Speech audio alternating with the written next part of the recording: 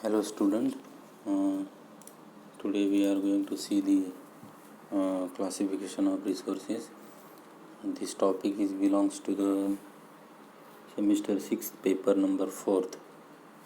Okay, uh, the name of the paper is the environmental biology, and this is an important topic for their related with their environments.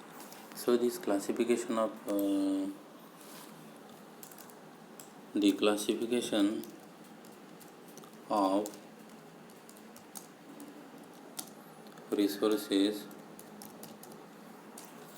is important significantly because there are mainly the three types of the classifications, that is the natural, human made, and the human resources. The natural resources, which are obtained from the nature, are called the natural resources, and some of the natural resources can be used directly, while for using some others we need the help of some technologies. And these natural resources occurs naturally within environments and that exist relatively undisturbed by mankind in a natural form. A natural resource is often characterized by amounts of biodiversity and geodiversity existing in various ecosystems. The natural resources are derived from the environment. Many of them are essential for our survival, while others are used for satisfying our wants. The natural resources may be further classified in different ways. So basically, there are important natural resources is non-renewable resources and renewable resources. Non-renewable resources, traditional energy sources such as the gas or coal,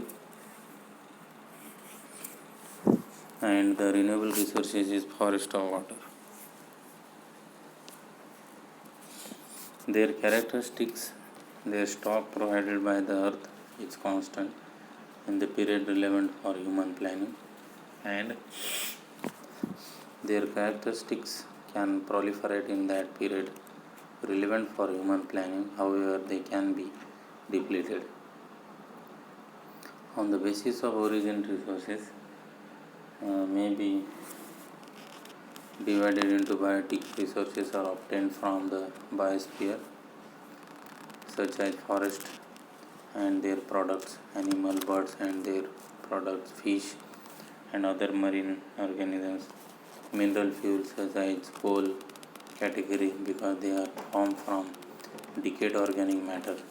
The abiotic resources include the non-living things. Examples include land, water, air and minerals, including the ores such as gold, iron, copper, silver, etc. The considering their stage of development, the natural resources may refer to in the following ways. The potential resources. Potential resources are those that exist in a region and may be used in the future. For example, the petroleum may exist in many parts of India having sedimentary stocks, but until the time it is actually drilled out and put into use, it remains a potential resource. Actual resources are those that have been surveyed, their quantity and quality determined and are being used in present time. The development of an actual resource such as wood processing depends upon the technology available and the cost involved. Then the reserve resources, the part of an actual resource which can be developed profitably in the future, is called as a reserve resource. The stock resources are those that have been surveyed but cannot be used by organisms due to lack of technology, for example the hydrogens. So these renewable resources are ones that can be replenished, and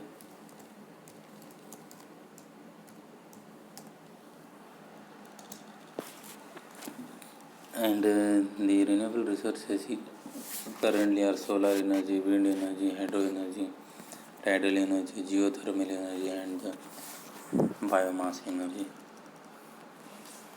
And the non-renewable resources is important for, there are four major types of non-renewable resources: the oil, natural gas, coal, and nuclear energy. The oil, natural gas, and coal are collectively called the fossil fuels. The fossil fuels were formed within the earth from dead plants and animals over millions of years, hence the name fossil fuels. And the inexhaustible natural resources and exhaustible natural resources, there are two types. The inexhaustible natural resources is those resources which are present in unlimited quantity in nature and are not likely to be exhausted easily by human activity, are inexhaustible natural resources, that is sunlight, air, etc. The exhaustible natural resources, the amount of these resources are limited, they can be exhausted by human activity in the long run: coal, petroleum, natural gas, etc.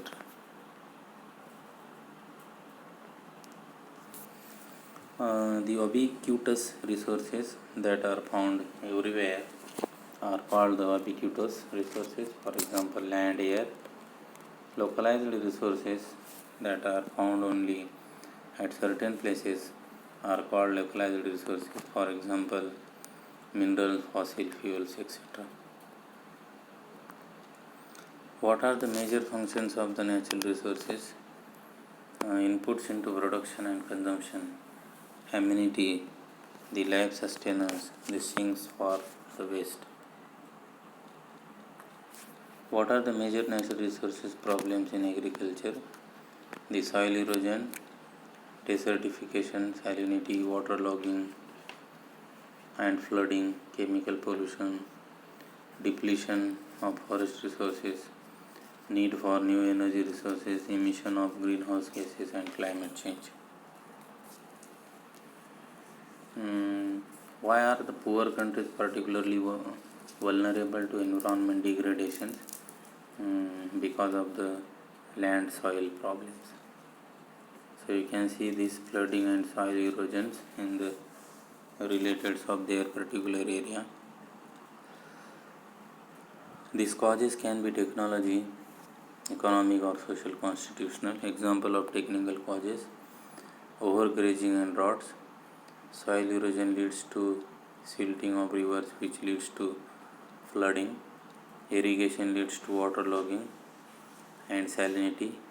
Deforestation leads to emission of carbon dioxide and reduced capacity to absorb carbon. The population pressures leading to farming on steep slopes, dry lands and floodplains.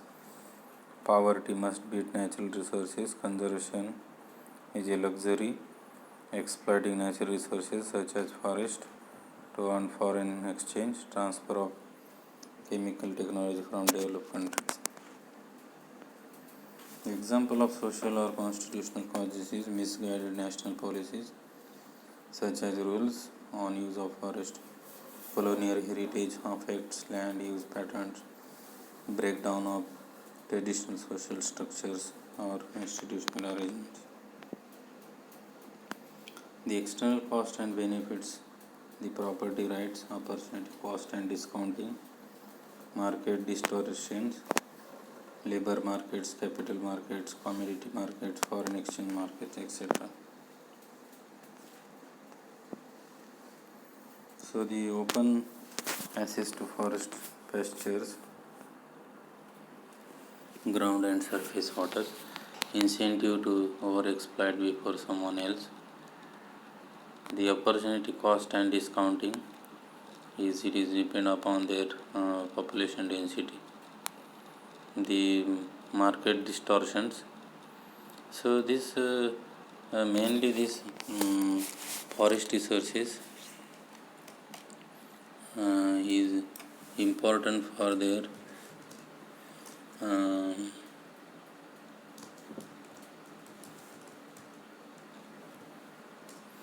for their technical and potential issues. हे जे forest resources आहे importantly it can be underestimated. We depend on forest for our survival, from the air we breathe to the wood we use. Besides providing habitats for animals and livelihoods for humans, forest also offer the watershed protection and prevent soil erosion and mitigate the climate change. Actually forest रिसोर्सेसमध्ये जे classification आहे ते तुम्हाला माहिती आहे की mainly renewable आणि non renewable classification आहे. त्याच्यामध्ये लिव्हिंग किंवा नॉन लिव्हिंग असे म्हणतात त्याला बायोटिक आणि एबायोटिक फॅक्टर्स. तर मेनली फॉरेस्ट रिसोर्सेस जर बघितलं आपण तर tropical dry deciduous forest, tropical moist deciduous forest, tropical evergreen forest, tropical semi evergreen forest, tropical rain forest, sub tropical forest, temperate broad leave forest, temperate conifer forest, etcetera.